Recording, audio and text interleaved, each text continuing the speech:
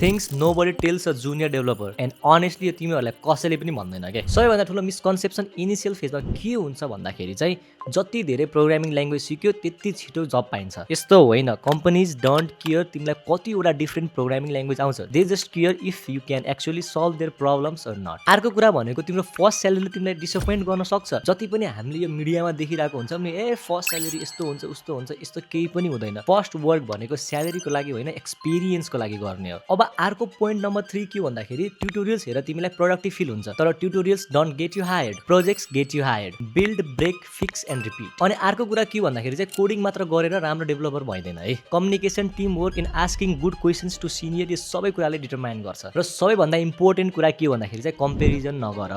कसैले 6 महिनामा जब पाउन सक्छ, कसैले 2 वर्ष पनि लाग्न सक्छ। आफ्नो आफ्नो टाइम फ्रेम हुन्छ है। So keep learning, keep building, consistency beats talents almost every single time. अनि follow for more real tech advice है।